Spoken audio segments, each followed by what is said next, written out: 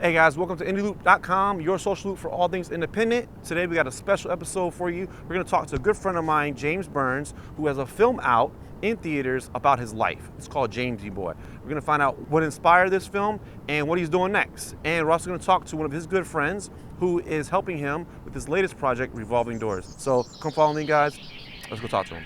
James already has convictions for robbery, vandalism, and assault. He's been institutionalized 3 times in 8 years, once for threatening your boyfriend with a knife. You spend 20 minutes with this file. Suddenly you're an expert on my son.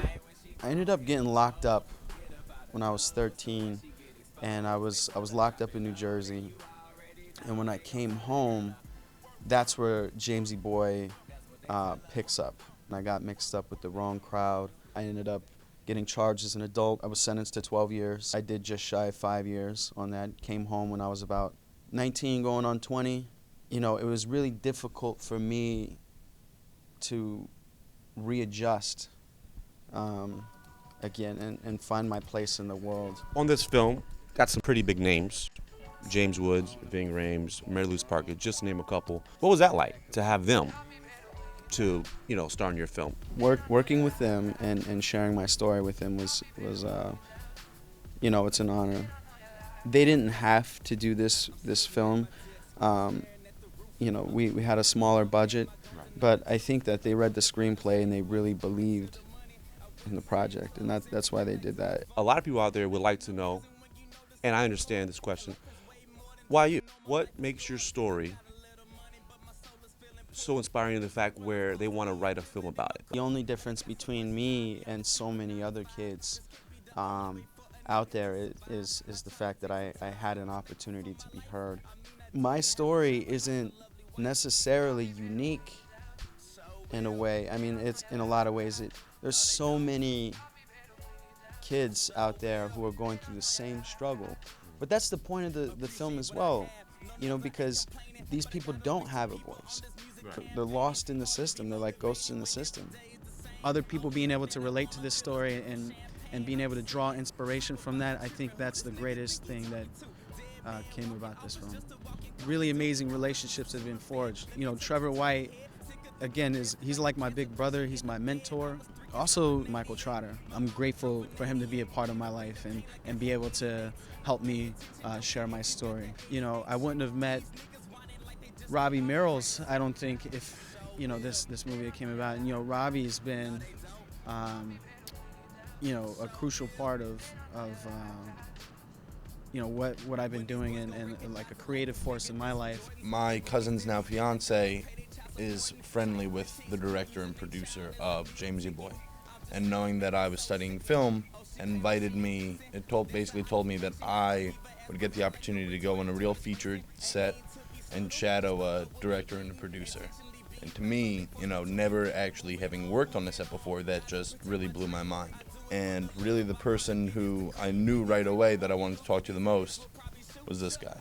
And not only was I, excited just to be on set and to experience all of it, but I knew that I had made a real friend. And about a week after Jamesy Boy was wrapped, he gave me a call and said, "Listen, I had a great time with you on set. I want you to produce my next short film." It's been 15 years since I've been in trouble, and I'm actually charged with the same exact charges that I had 15 years ago. And I can't believe, at 40 years old, here it is, I'm going back to jail again.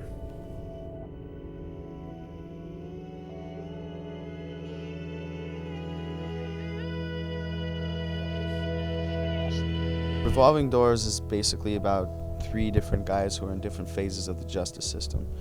All 3 of them, as the film unfolds, you'll see the cycle complete itself. It's about, community. It's about fatherhood. It's about, it's about a lot of different things. We wanted to tell these people's individual stories, and we wanted the viewer to be able to connect with them one-on-one. So what we really wanted to do was delve into these guys' lives and have the viewer really connect with these people, not as, ex-felons or Baltimore residents or whoever, but as people. It's very raw. It's very emotional.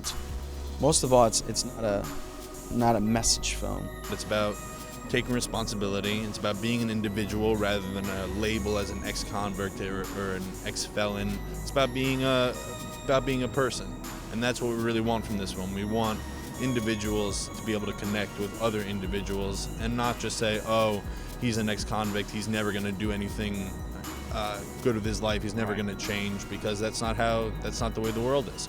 Change is good. Uncomfortable is good. You got to learn to love uncomfortable, because uncomfortable creates change. When I was locked up, I learned that, not everybody's going to see things from my perspective. Not everybody's going to forgive you. Not everybody's going to think that you're this guy who, went through a lot and changed. And I understand that completely. But you can't let that hold you back.